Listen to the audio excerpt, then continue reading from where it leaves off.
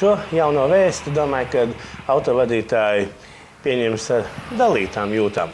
Es esmu pārsvarā pārliecināts, ka ar pozitīvām. Sākuši darboties stacionārie fotoradari. Ceturtdien mēs ieslēdzām radarus pilnā darba režīmā.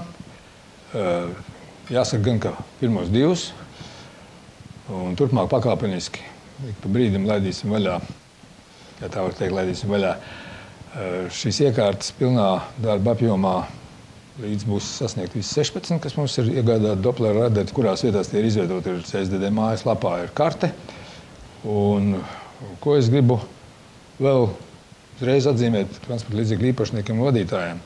Mums šobrīd ir iespēja neiet pēc katra paziņojuma uz pastu, bet atzīmēt savu vēlmi saņemt šo informāciju, ja tāda būs, saņemt elektroniskajā pastā. Tas ir iespējams izdarīt CSDD pakalpojumos, lai būtu gan mums vienkāršāk, gan arī pašiem, ja tā var izteikties, klientiem vienkāršāk. Šīs stacionārās fotoradara iekārtas ir izvietotas tajās vietās, kur var veidoties bīstamas situācijas, kur ir nepieciešams izveidot plūsmu tādu, ka nav izlecēju, nav atsevišķu tādu ekstrēmu gadījumu ar ātrumu pārsniegšanu, šajā gadījumā konkrēti ātrumu pārsniegšanu, lai šīs bīstamās vietas varētu izsvītrot no bīstamo vietu sarakstu.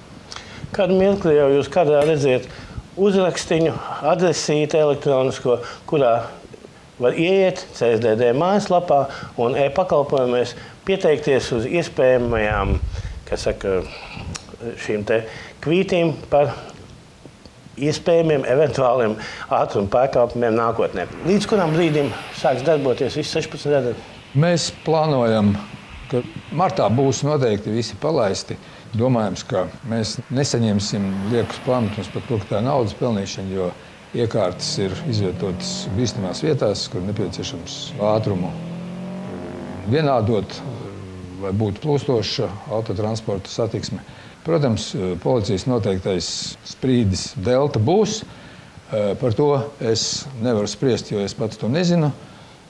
Ir bijušas diskusijas, protams, tas nebūs 20, 30, un tas nebūs arī droši vien 5 kilometri, bet saprāta robežās un atkarībā no vietas bīstamība un atļautā ātruma. Pārējie radari netiks īpaši atsevišķi paziņot, ka viņi sāks darboties, bet kā viņi sāks, tāpat kā šie pirmie divi, uzreiz informācija jau iet, fiksējās un iet uz policiju. Jā, informācija nonāk uz policijai, policija pieņems lēmumu par sodu, par niansēm, kas jau varbūt redzami šajā fotogrāfijā, un tālāk mēs attiecīgi nosūtīsim šos paziņojumus transporta līdzekļu īpašniekam. Var arī painformēt par tādu interesantu, bet patīkamu lietu, ka tad, kad mēs sākām uzstādīt šos radaru stabus, statņus un uzlikt zīmes par to, kā atgādināja, kāds ir ātruma režīms konkrētajā vietā ar papildus informācijas plāksnīti darbojas fotoradars, tad šī plūsma jau ļoti strauji uzlabojās.